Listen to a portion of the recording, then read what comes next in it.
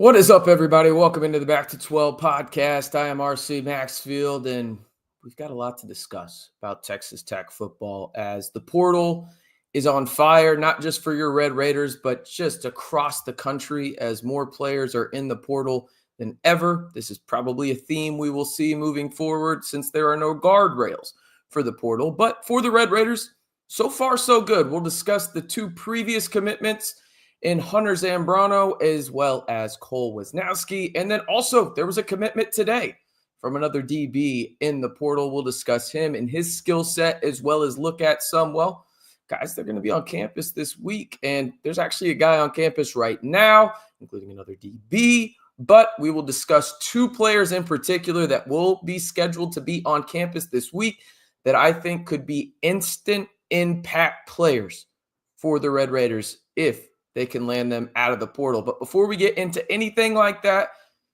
all I ask you to do is be sure to like the video, hit that subscribe button, and come on and join the Back to 12 squad today. It's 100% free. And listen, there's no strings attached. Nothing hurts you. It just helps us. So if you enjoy the content, please be sure to like the video and hit that subscribe button. All right, without further ado, let's jump into it, as there was another commitment today for the Red Raiders, and that was of Dontae Balfour from UNC Charlotte, a DB 6'2", actually started his collegiate career at UNC and was a four-star DB when he committed to the Tar Heels. Also, how about the Tar Heels, huh?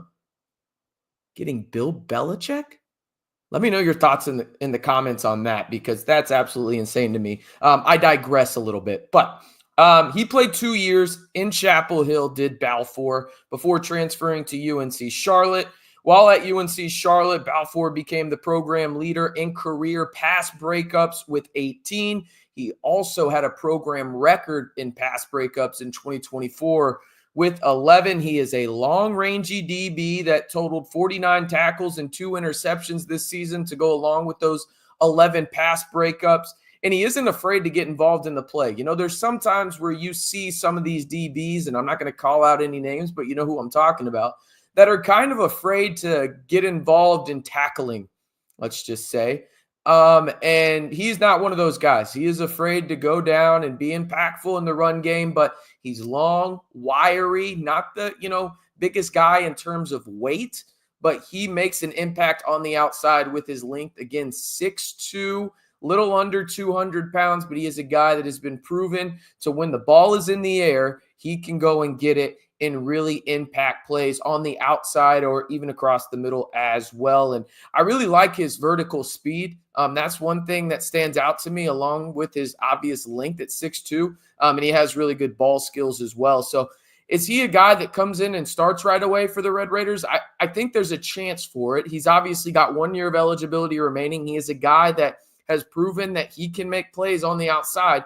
I think he's going to be firmly in the mix to potentially come in and start on the outside. And remember, you're trying to replace a guy in Braylon Lux, who was your best DB. Yes, he was a roller coaster, but let's be real. He was your best DB this season. And now you're trying to find different ways and, creative ways to go out and really impact the secondary that, if we're being honest about it, Red Raider Nation, it was pretty shitty. Right, like their secondary was not good this season. So going out there and finding long, rangy DBs has been the plan. If you look at the guys that they have targeted in the portal so far, outside of a Caleb Weaver from Sam Houston State, who was already on his visit, he's more of a rabbit type guy. They have gone after long, rangy DBs that can make impacts and not be afraid to come in and help in the run game as well. So he fits the mold, does Dontae Balfour. He is a guy that I'm very, very interested to see. And again, he is lengthy. He's a proven contributor, and he's a vet. And that's something you need in the secondary, where really, if you think about it, you add a guy like Cole Wesniewski as well.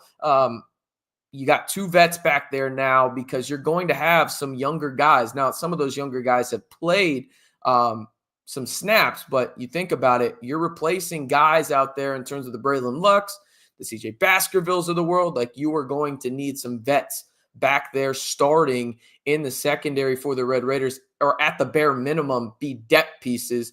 And these two guys, Balfour and Wesniewski, definitely fit the mold there. So I think so far so good in terms of what Texas Tech has done in the portal. Again, there's going to be some people that are upset in these smaller schools and everything like that. I don't get it. If you're a part of the aspect of production over potential, I mean, I don't think you can have any qualms with what Texas Tech has done so far in the portal. Landing a guy like Hunter Zambrano, who by a lot of estimations, I mean, 247 Sports had him ranked as the number one offensive tackle currently in the portal.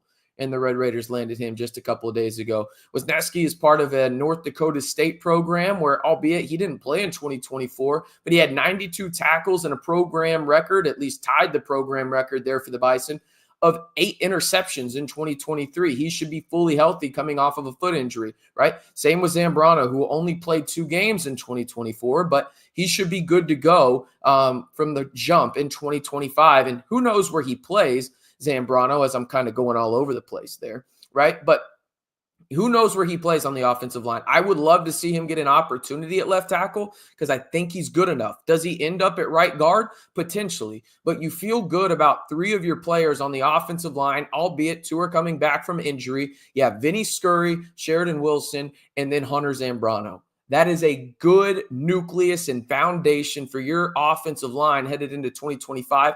And they're not done yet, are the Red Raiders. You got to think about this. They're in the running for a 5-star offensive lineman in the class of 2025 in Denton Ryan, Ty Haywood, right? You're also going to be in the mix for other offensive linemen in the portal since really a lot of your guys went portaling, including Ty Buchanan, Dalton Merriman, and others as well. So when you look at everything, I think Texas Tech has done a solid job in terms of adding guys that can come in and fit certain needs and fit certain skill sets that the Red Raiders needed, including length and including instant impact on the offensive line in Hunter Zambrano. And they're not done yet. We'll talk about more guys here in a minute in terms of that are set to have visits. Does that mean they're going to have visits? Hell, if I know, it's the portal. Everything changes in the blink of an eye. But as it stands right now at the time of this recording, which is Thursday, December 12th at about 6:20, might have heard the missus coming in to the house here. But listen, hey, there's a lot going on, right? So if you want to stay in the know on everything Texas Tech football, be sure to like the video and hit that subscribe button. All right, let's give a couple shout outs. We got Tech Sports Fan 1 saying, let's go. Appreciate that. Chris saying he's watching from Fort Worth. We've got Dontae Balfour out of Charlotte. Yep, just talked about him. Thomas saying deep in enemy territory down in Austin. There you go. Glad you're rooting for the good guys down there. Brandon saying, let's go Tech. Salt of the earth. Dante's offer sheet is unreal. Yeah, I mean, he had a ton of offers, including multiple SEC schools, a couple of ACC schools, and I think there was a couple of Big Ten. Don't quote me on the Big Ten ones. I know that there was ACC and SEC on there for sure. Dylan saying he's watching from Chimmy's. I am jealous. Have a DP shootout with me, or for me, I should say, there at the good old Chimmy's institution. Beerman, Revolver, we got that. I don't know what that means, but here we go. Jared, he won't make it more than 2 years. College kids have no power than NFL players do. I have no idea who you're talking about. I have no idea who you're talking about right there. I'm just being honest. Let's see. Don't care. Just name a day in that 5-star tackle big boy football so the SEC schools cry. That's weird, Lucas. You also have to have other positions on the field. I'm just saying. I think these are solid quality pickups by Texas Tech so far. Yeah, I would love Medea as well. But, I mean, he's going to visit Arkansas. Does he come to Texas Tech? I don't know. But, yeah, I mean, you would love to have the 5-star offensive tackle, but other positions matter too. To say you don't care is interesting in my decision, or in my opinion. Tulsa, Oklahoma, we've got Devontae saying, hey, what's up, RC? We got Nashville, Tennessee in the house. Shout out to the Titans, even though they are ass this season. I am a Titans fan. Sebastian asks, how about the receiver room for Tech? We'll talk about a receiver that stands out and is scheduled to have an official visit later this week. It will be between Oklahoma, Nebraska, and Texas Tech for that said wide receiver. But there we go. Oh, Jared, sorry. Great point. I forgot I mentioned Bill Belichick. It's been a long day at work, but I want to talk Tech football with you guys. Good call. I think he'll make it more than 2 years. I think he will. I think he'll go all three, and then that'll probably be it. And then his son will take over or something like that. Hell if I know. It was an interesting hire, though. It made little to no sense to me. But again, what the hell do I know? You know what I mean? It was just a weird hire by North Carolina. All right. I do want to jump in before we get to the Q&A and everything like that, lay the land on guys that we know are going to be on campus or at least scheduled to be on campus this week, okay? We already know Caleb Weaver, the Sam Houston State transfer, was on campus. You obviously had Hunter Zambrano on campus. You also had CW from North Dakota State on campus. And then you also obviously had Dontae Balfour, on campus as well. And he committed while on campus. Overall, here are the guys that we know, okay, that will be on campus or are scheduled to be out in the 806. We know this one for sure. Jacoby Henderson, the Marshall DB, 6'2", long, rangy corner. He's actually on campus right now for the Red Raiders. One of the guys we're going to talk about more in depth here in a second, who I think the Red Raiders have to be hyper-aggressive on, is scheduled to be on campus tomorrow. That is Skyler Gill-Howard from Northern Illinois. The DT, he is scheduled to be on campus tomorrow. You got Kasim Moore from Elon, the edge. He's getting a ton of run from a lot of Power 4 programs. He's scheduled to be on campus here in the not-too-distant future. Again, he's former teammates with, John Carlos Miller III, the tight end for the Red Raiders, who signed from Elon last year to wear the scarlet and black. Amir Boyd Matthews, the UTEP DB, another long, rangy DB. He's scheduled to be on campus from the 15th to the 16th. And then you've got Nydair Hunter, another guy we're going to talk about here in a second, because that boy good, okay? I had to watch some tape on him to see if, the hype that I was feeling for him in terms of hearing that he had a potential chance to come to Texas Tech, was it legit or not? We're going to have a conversation about NH real quick. I mean, Hunter, he might be one of them ones. Okay. Heard we lost out on Pounders. Any word why? I think it's because you got Zambrano more than anything, Jared. I think that's the big reason why. He's also getting a lot of run from Power 4 programs as well, but I think you got Zambrano, and that just kind of, deterred Pounders from being away. And to be honest with you, I'd much rather have Zambrano than Pounders if you had to pick. But let's jump into two players that I mentioned that we know will be on campus this week, okay?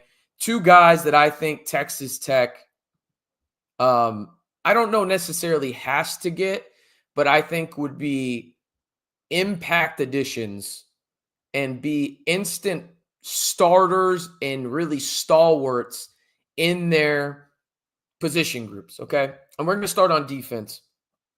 Skyler Gill-Howard. Okay. I know what people have been saying, in the sense of, why is Texas Tech only really going after these small school guys? We need to go after guys from Georgia. We need to go after guys from Bama, right?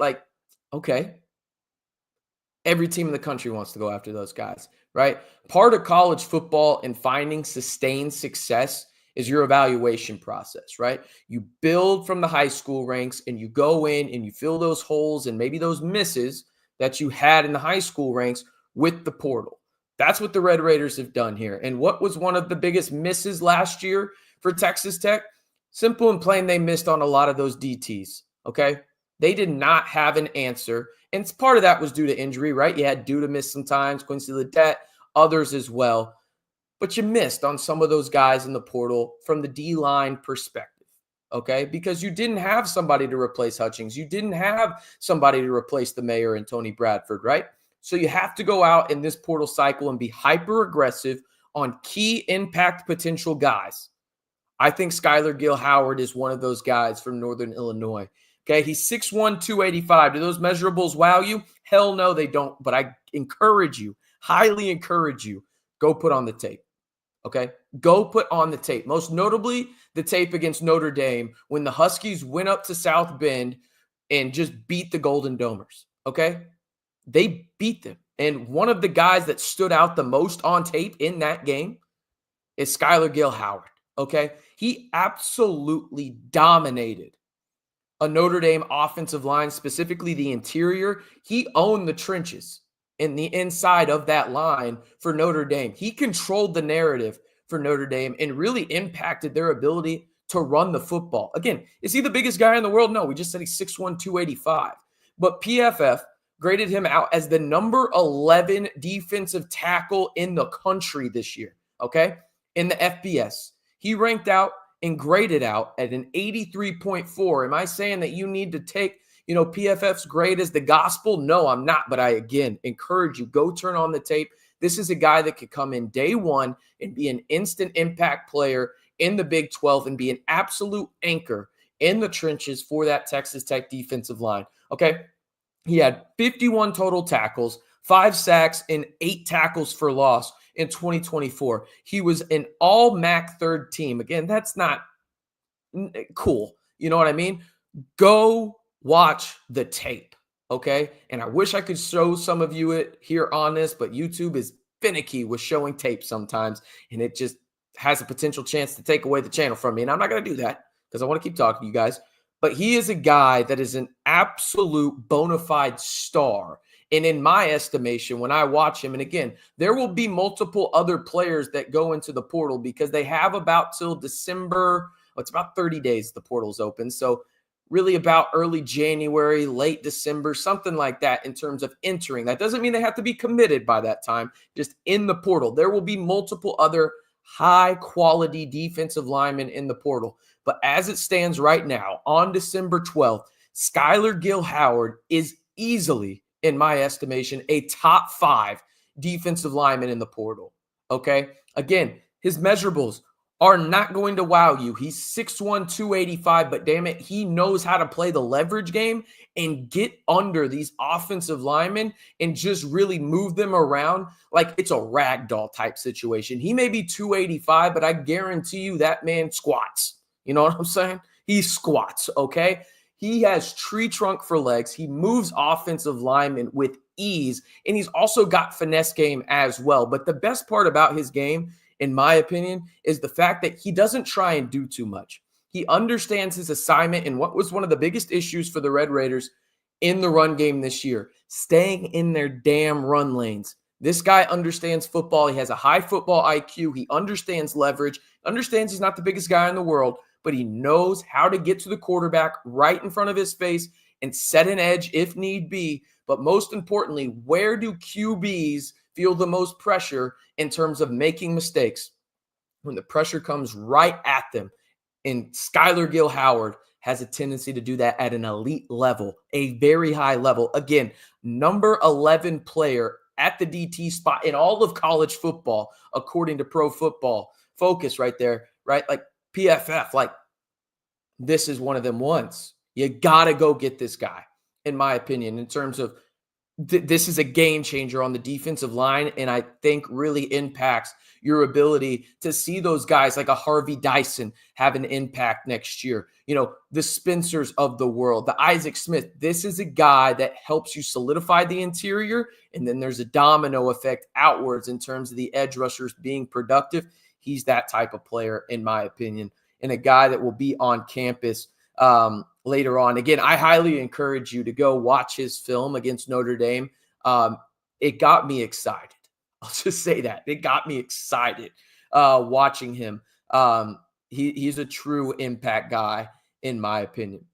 All right, before we get into discussing Hunter from Cal and a redshirt freshman wide receiver going into his redshirt sophomore season, be sure to like the video. There's about 85 people in here. We only got about 20 likes. Be sure to like the video. Hit that subscribe button if you haven't already for 100% free content surrounding your Red Raiders all year long, whether it's on the gridiron, hardwood, in the portal, on the recruiting trail, for either of them.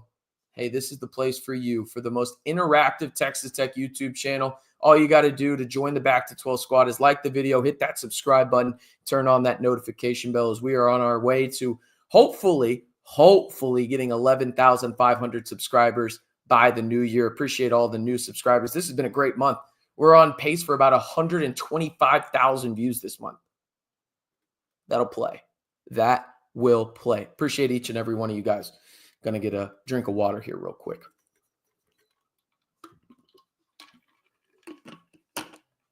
It's good stuff. Good stuff. Gotta love H2O. All right.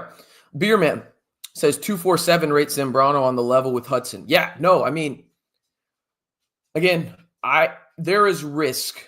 I don't want to say that he is a for sure home run, all Big 12 type offensive lineman, Hunter Zambrano, right? Because he is coming off of injury. But he is a guy. Oh, let me put it this way to you. Jacob Rodriguez was likely to be a 5th to 7th round pick in the NFL draft. How do you feel about Jacob Rodriguez in terms of, we understand, all Big 12 first team defense, all that kind of stuff, right? Like, we get that, okay?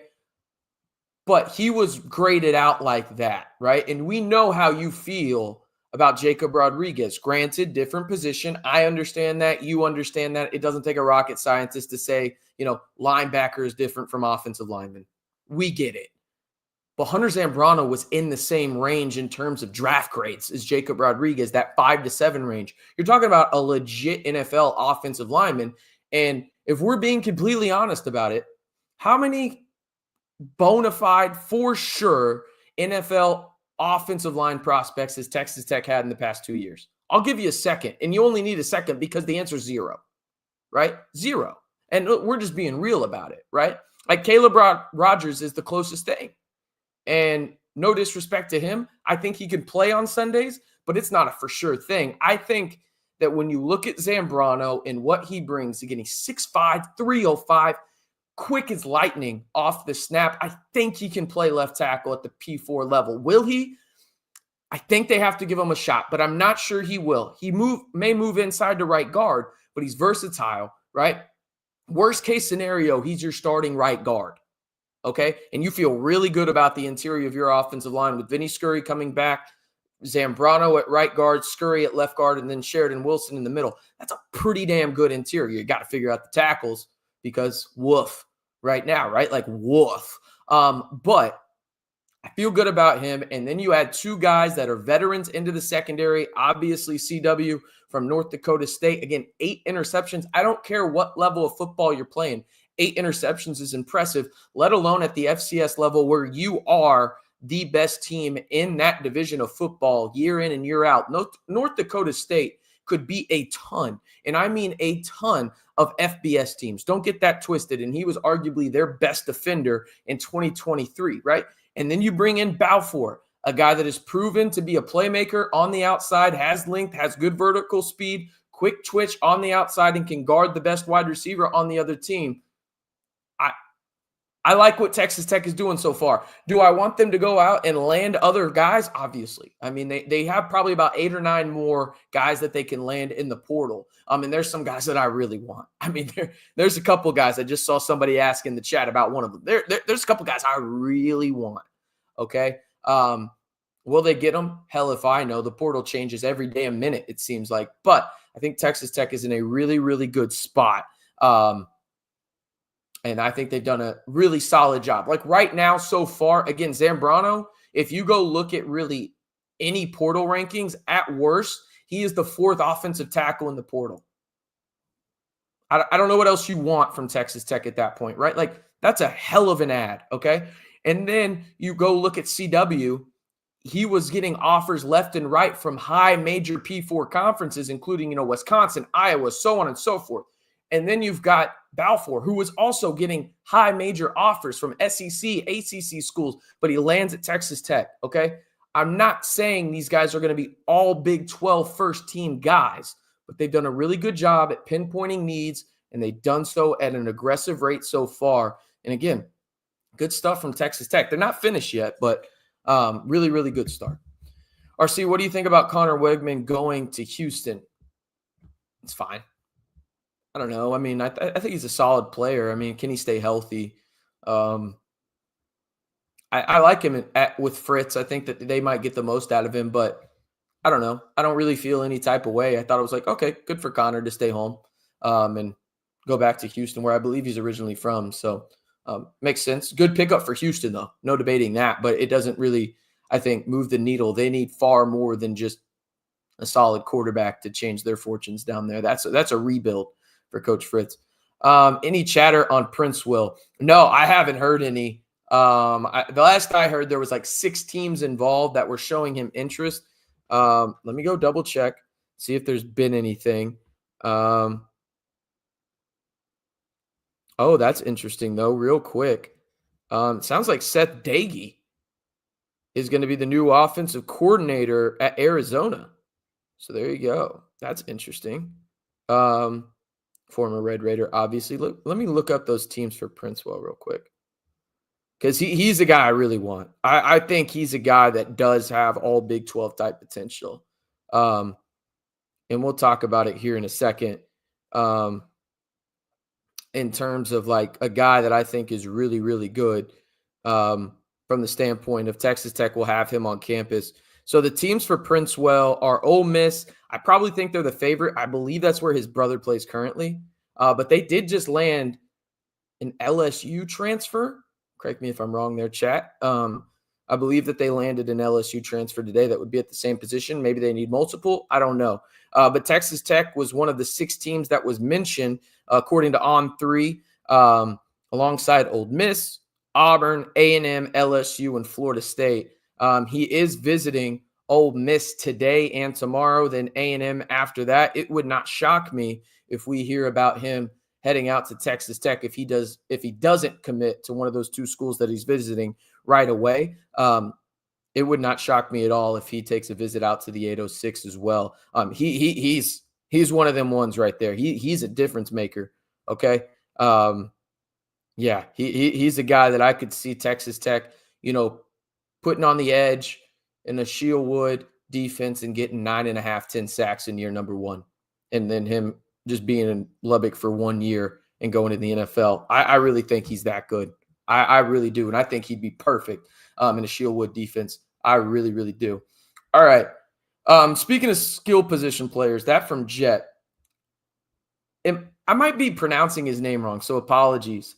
But is it Niza Hunter? I think it's Niza.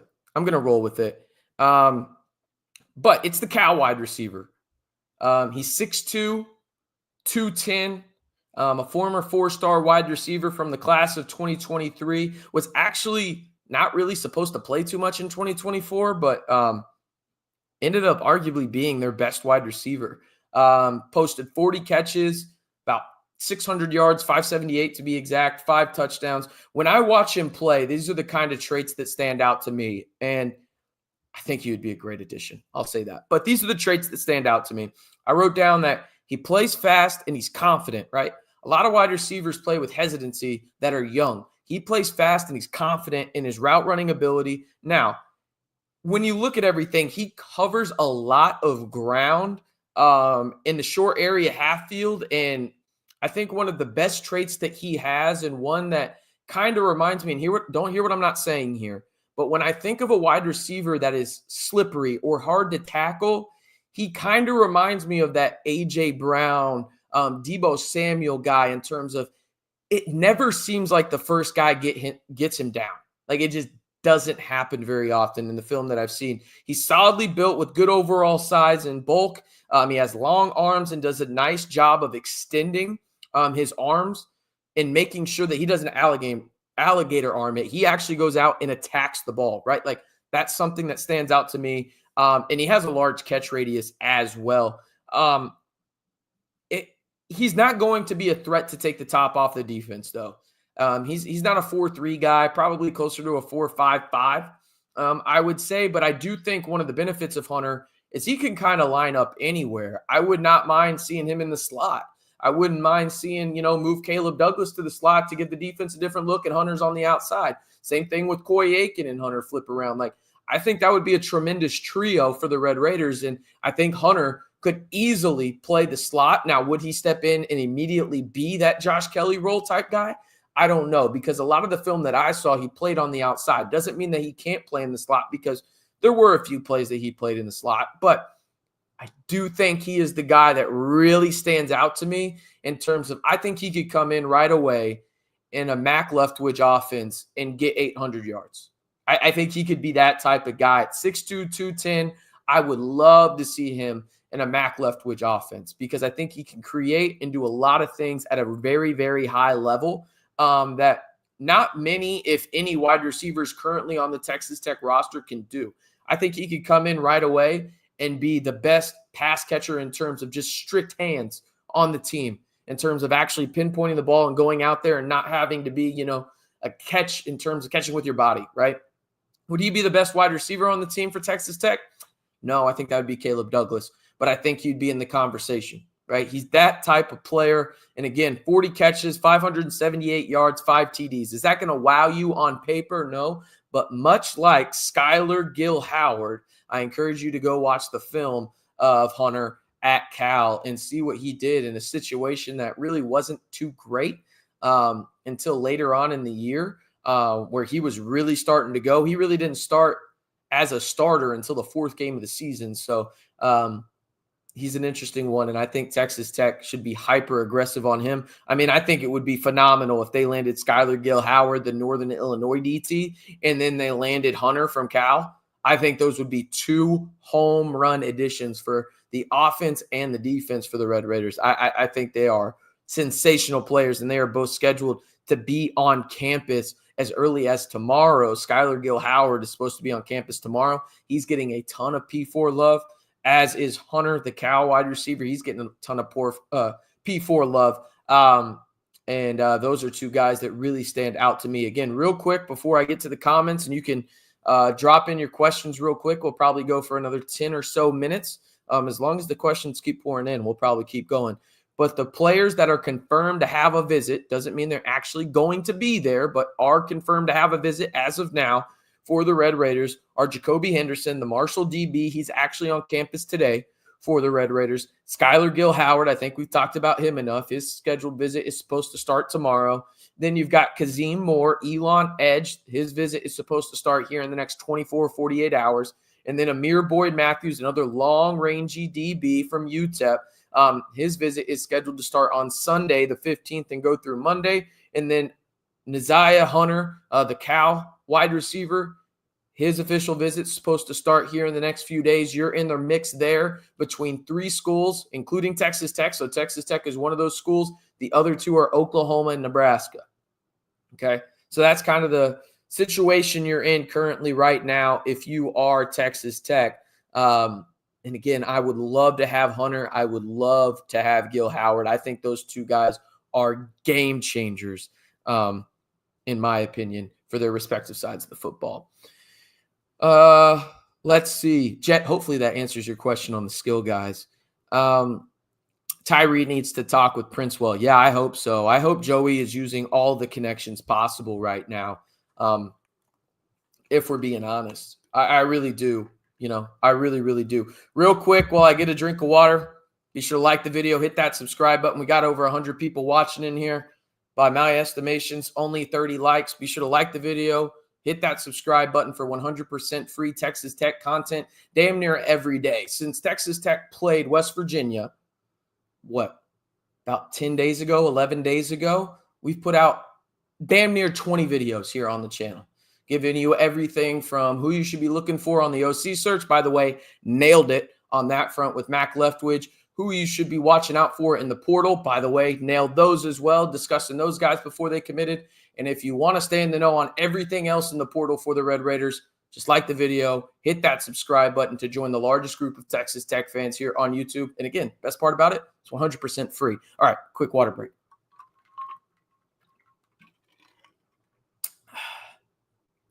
It's good H2O right there. Good stuff. Okay. Jared asked, do you think we can utilize Taj to get us the USC running back? I believe you're talking about Joyner, correct? Yeah, Texas Tech has some interest there. I don't know, man. He fits the mold that I think Texas Tech wants to get. I just wonder if they go the older route. Because you think about it, you have Cam Dickey, and you obviously have Jacoby Williams. Do you want a guy in Joyner that is a sophomore? You want 3 sophomore running backs. Joyner has 3 years of eligibility left. Granted, he did just lead the Big Ten in yards per carry, and he fits that Taj mold, but he is a little bit younger. Do you want to go that route and have that three-headed monster in the backfield? I think it'd be interesting. No doubt qualified in terms of the skill level that you want.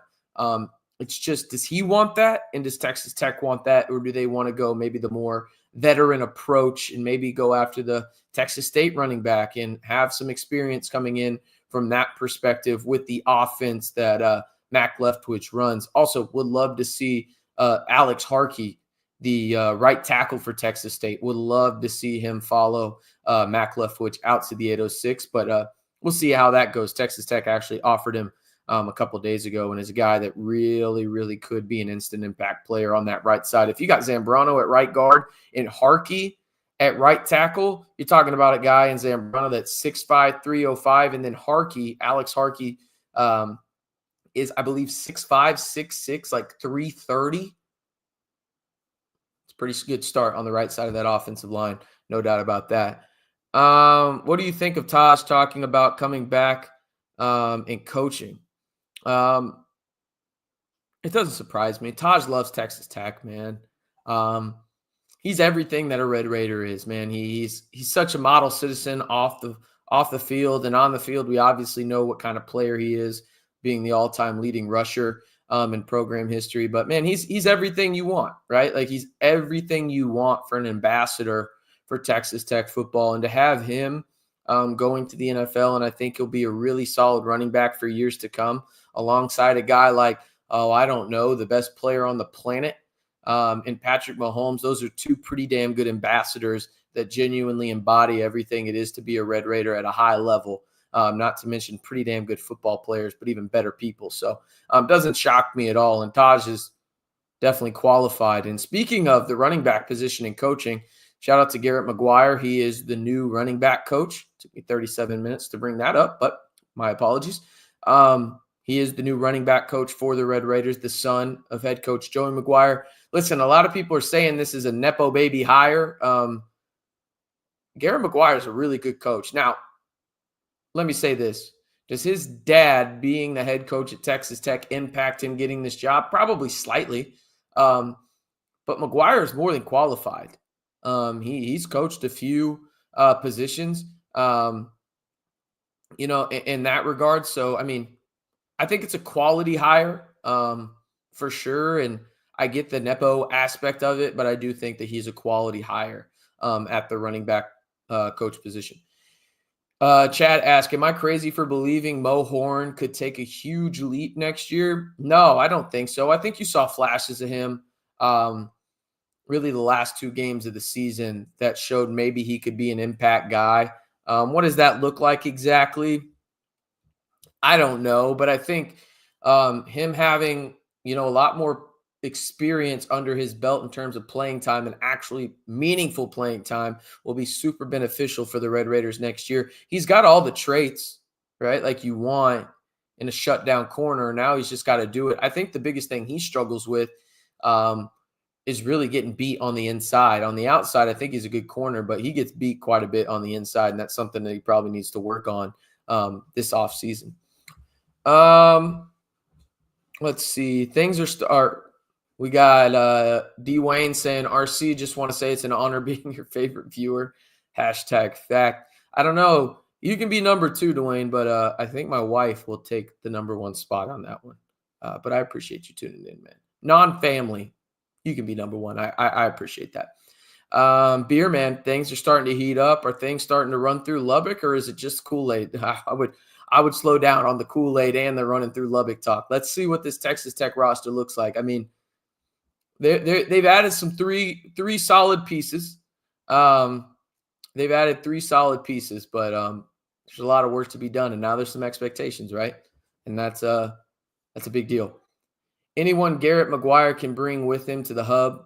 No, not really. I don't think so. From that perspective, I mean, I guess you could argue Princewell, but I don't know the relationship there. And I think Princewell has multiple suitors in terms of high-level programs. Texas Tech obviously in the mix there, but he's got some options. So a lot of time it's not what you know, it's who you know. Garrett deserves it, but it's all about connections. Yeah, it's coaching, right? Like, I mean, not even just coaching. I think that's just business in general, right? Like, I'm sure a lot of you got your job in the professional world, not only because you're qualified, but also because of who you know, right? Like, I mean, that's just kind of how it goes. I think Garrett is qualified to be an RB coach, but he probably got the job just specifically at Texas Tech because his dad is the head coach. But he's qualified to have it, if that makes sense. I don't know if I'm doing a good job of, separating those two things, but I think that's how it is. I think he's a good hire. I think he's going to do good things for the development of Cam Dickey. I think he's going to do the good things for the development of Jacoby Williams. So I like the hire. And I think, too, an underrated aspect of him that I don't think a lot of people are talking about, he's a hell of a recruiter. Don't take my word for it. Go listen to Matt Rule. Whatever your feelings are on Matt Rule, whatever, but Garrett McGuire can recruit, and he has a lot of connections, just like his dad, within the state of Texas that will help the Red Raiders in terms of, getting guys that maybe they wouldn't in the past. Chad asked, where did you see Vinny got his medical hardship redshirt? Joey McGuire said he did. So Joey McGuire said he'll be back. He got approved for it from the head coach himself. So pretty good source, I think, on that one. Let's see. Dwayne says, I feel the best thing to happen with Garrett is we have success and he gets hired away as an OC in a couple of years. All positive, no nepotism stuff, I hope. Yeah, I mean, he's qualified, right? You think about it. Like, would you just blind resume, okay? Let's think about this. Would you like a coach that has NFL experience, also has coached on the offensive side of the football at a major program in the P4 as your running back coach? Would you like that? Yeah, I think everybody would if it was a blind resume. I think everybody's just calling it, or not everybody, but a select few people are saying and bringing up the nepotism aspect of it just because they are father and son, right? But Garrett is more than qualified, I think, for the job. Also, I saw somebody ask it. I think it might have been Max Olson of ESPN on Twitter. Has there ever been a staff in college football history where 3 coaches have the same last name and not all 3 are related? It's interesting, right? You think about it, got Joey McGuire, Clay McGuire, Garrett McGuire. Really easy to know basically damn near the whole offensive side of the football in terms of coaches. You got a pretty good chance of guessing that coach and their last name, considering you got the offensive line and running back coach named McGuire there. Again, big news for Texas Tech today is that they land Dontae Balfour, a UNC Charlotte DB, 6'2", just under 200 pounds, played at UNC for 2 years, was a 4-star DB in the class of 2021. While at UNC Charlotte, though, he became the program leader in pass breakups with 18 and actually had 11 in 2024. Long rangey DB, 49 tackles, 2 interceptions this past season, and a guy that is a quality pickup for the Red Raiders in the secondary to go along with Cole Wesniewski from North Dakota State, who, committed to the Red Raiders last night. So Texas Tech in the past 3 days has had arguably the best offensive tackle in the portal in Hunter Zambrano commit. You've had a guy that led his conference in INTs in 2023, missed 2024 due to a foot injury. And Cole Wesniewski come in, who's probably going to take that CJ Baskerville role, if I had to guess, and be the starting safety against 6'4". I've seen him listed from 205 to 220. I'll go with the most common number I've seen. I know I said 205 in the video, discussing his commitment. The most consistent number I've seen after looking at it is about 215, 218, something like that. So you get 2 long rangey guys in that regard. And then you look at the guys that are set to be on campus. One's already on campus, and Jacoby Hollywood Henderson from Marshall, the DB there. He's on campus as we speak. You've also got Skyler Gill Howard from Northern Illinois. I encourage you to go watch his tape against Notre Dame, because I know somebody's looking at their screen saying, oh, God, here we go again. Texas Tech going after small school guys. Go turn on that tape against Notre Dame. You will not think that he should be playing at Northern Illinois. You would love to have him on the interior of the Texas Tech defense, specifically in a Sheil Wood defense. Okay, and you've got Kazim Moore, the Elon edge. He will be on campus soon, as well as Amir Boyd Matthews, the UTEP DB, another 6-foot corner. He'll be on campus from December 15th to the 16th. And then Nasiah Hunter, the Cal wide receiver, former 4-star wide receiver there. He will be on campus soon as well. And that commitment looks like it will come down. It's either Oklahoma, Nebraska, or your Red Raiders. Those are the big things to watch for Texas Tech right now, and the big news for the Red Raiders so far today. I will answer these 2 questions before I head out of here. Jet, what happened to the 5-star offensive tackle? It will come down to the Red Raiders, and it will come down to Michigan. It sounds like money will be a large portion of that. You've got Cody Campbell going up against Ellison. Henry Ellison, you may know him as one of the richest men in the world. We'll see how that goes, but Texas Tech does have the home state connection there. Denton Ryan guy, he will not commit, or at least sign, I should say, until the later signing period in February. He cannot sign right now. There was only a 3-day window in the early signing period, so you're going to hear a lot more about him probably running into the new year, but it sounds like it's going to be between the Wolverines and the Red Raiders right now for him. So there you go on that front. Does Maverick MacGyver end up at a P4 program? Yeah, I think so. If not, maybe like at a Washington State. I think that would make sense. Something like that. I think he's good enough to play at one of those schools. He'll definitely make the jump to the FBS, but I think he could play at like a Washington State, Oregon State, maybe just below the P4. But I wouldn't be surprised if a P4 team went after. Wouldn't be shocked at all. You know, it'd be fun to see him play FAU with Zach Kittley. That'd be pretty fun, right? Maverick MacGyver and a Zach Kittley offense. I think that would be a match made in heaven for Zach Kittley and Maverick MacGyver. But Renee says, I saw the dude play last week versus Alito. Haas. Yeah, like, I mean, he's a stud, bro. I mean, dude moves other humans at a rate that most humans cannot. Okay, he would be a guy, Ty Haywood, who's Renee's talking about there, the 5-star offensive tackle out of Denton Ryan. He'd be a guy, in my estimation, that could come in right away and be the starting left tackle for the Red Raiders from the jump as a true freshman. He's that freaking good. Would probably need to put on another 20 pounds, but bro moves people. The power that he possesses and how fleet of foot he is for his size is not normal. It's freakish in a lot of ways. It's really, really freakish. But yeah, Texas Tech is firmly in the mix there. And it's more than likely going to either be Michigan or Texas Tech. I mean, Alabama's pretty much dropped out. That's who he was committed to. It's going to be between Michigan or Texas Tech. I firmly believe that. And it's going to come down to money and probably who plays him from the jump, right? And if he wants to stay home. If he wants to stay home, wants a chance to probably start right away if it's earned and then money, it's probably going to be Texas Tech, right? But Michigan offers quite a bit as well. You think about it, you would have the chance to play with Bryce Underwood. Michigan's an historic program. They also have a pretty damn good track record of getting high-level offensive linemen to the pros, right? So it's going to be a battle till the end, but he cannot sign until February, until signing day. Really early signing day is the normal signing day now with this new modern college football, but technically signing day isn't until February. Technically. Get what I'm getting at there. All right.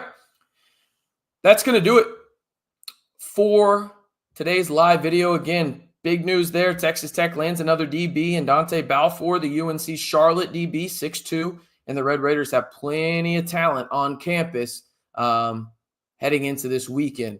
One more reminder, if you haven't already, be sure to like the video and hit that subscribe button for 100% free daily Texas Tech videos during this portal cycle. Listen, people, we've almost had 20 videos over the last 12 days. There's no other YouTube channel in the Texas Tech space doing this. So if you want to join the most interactive, most engaging, and largest group of Texas Tech fans on YouTube, and again, it's 100% free. There's no catch. It's 100% free. All I ask you to do is simply like the video, hit that subscribe button, and turn on that notification bell. And as always, I'm RC Maxfield, and you know what to do. Stay safe and Wreck 'em Tech.